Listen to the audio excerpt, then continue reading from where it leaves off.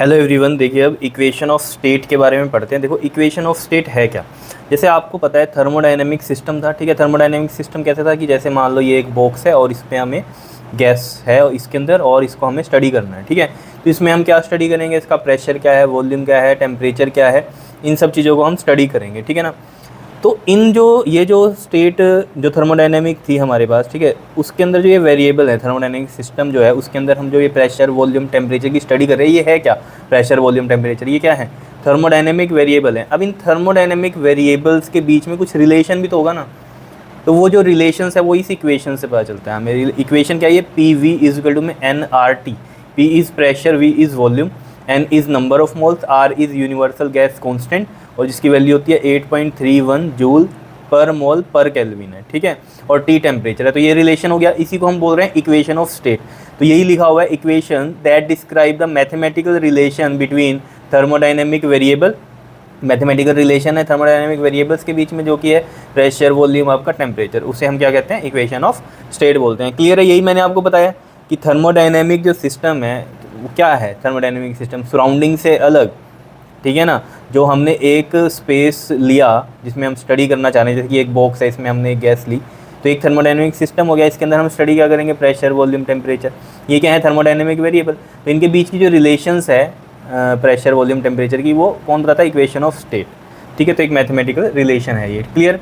अब बात करते हैं हम थर्मोडायनेमिक इक्विलिब्रियम की। जैसे कि थर्मल इक्विलिब्रियम आपने पढ़ा था, क्या था थर्मल इक्विलिब्रियम, कि दो सिस्टम में जब उनके टेम्परेचर सेम हो जाए तो हीट एक्सचेंज होनी बंद हो जाएगी, तो वो क्या होता है, थर्मल इक्विलिब्रियम। ऐसे ही थर्मोडायनेमिक इक्विलिब्रियम क्या होता है, जिसमें क्या होता है, आपके पास जो थर्मोडायनेमिक वेरिएबल हैं, जो कि होता है हमारा प्रेशर वॉल्यूम टेम्परेचर, अगर वो चेंज ना हो तो वो सिस्टम क्या है, थर्मोडायनेमिक इक्विलिब्रियम है। जैसे कि मान लो ये एक सिस्टम है, ठीक है, इसके अंदर क्या है, गैस है, तो उसके ये मॉलिक्यूल्स मैंने बनाए गैस के, ठीक है।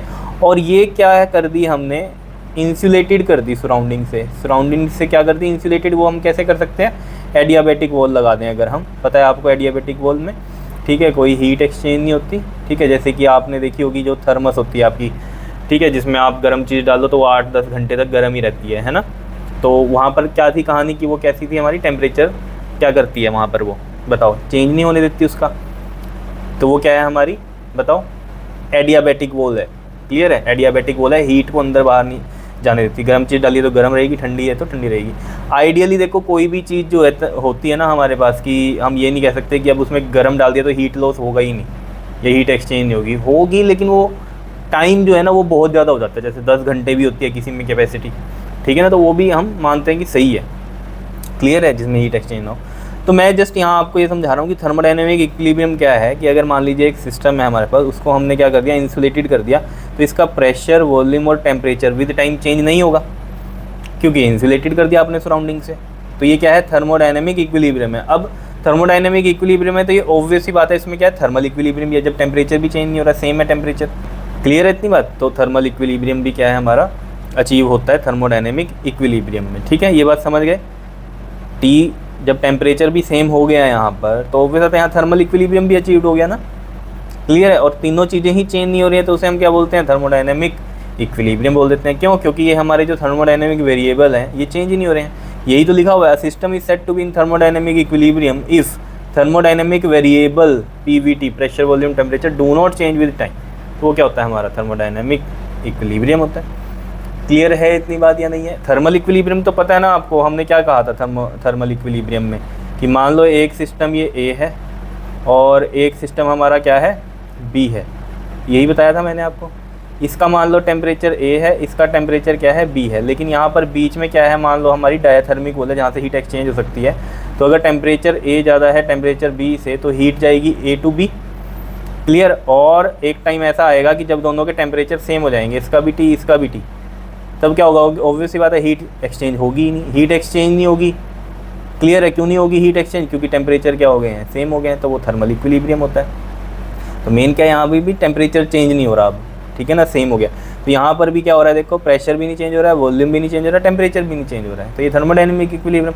अब टेम्परेचर भी नहीं चेंज हो रहा है, तो मैं इसको बोल सकता हूँ यहाँ कि ये थर्मल इक्विलिब्रियम में भी है, ठीक है। वैसे तो आपको पता है इसमें केमिकल इक्विलिब्रियम भी रहता है, अगर थर्मोडायनेमिक इक्विलिब्रियम है तो केमिकल इक्विलिब्रियम भी अचीव होता है, क्योंकि जो केमिकल रिएक्शंस होती हैं वो किस वजह से होती हैं, जैसे किसी में प्रेशर चेंज हो रहा है, वॉल्यूम चेंज हो रहा है ना, उसकी वजह से केमिकल रिएक्शंस होती हैं। अब जब ना प्रेशर चेंज हो रहा है, ठीक है, ना वॉल्यूम चेंज हो रहा है, तो ऑब्वियस ही बात है केमिकल रिएक्शंस भी क्या रहेंगी, वे एज इट इज़ रहेंगी, यानी कि केमिकल इक्विलिब्रियम आ गया, वहाँ पर भी स्टेट कोई चेंज नहीं होगी। क्लियर है इतनी बात, ये चीज़ समझ में आ रही है, ठीक है। तो ये था थर्मोडायनेमिक इक्विलिब्रियम। सिंपल सी बात यही समझनी है कि थर्मोडायनेमिक जो वेरिएबल है वो चेंज नहीं होते विद टाइम, तो वो क्या होता है, थर्मोडायनेमिक इक्विलिब्रियम। और इक्वेशन ऑफ स्टेट आपको समझ में आ गई, PV इक्वल टू में NRT होता है, ठीक है। R क्या है हमारा यूनिवर्सल गैस कांस्टेंट, और N क्या है नंबर ऑफ मोल्स। बस सिंपल सी बात है, कर लोगे इसको, बताओ सिंपल है कहानी। नेक्स्ट वीडियो में हम बात करेंगे इंटरनल एनर्जी की। क्लियर, ओके जी, थैंक यू।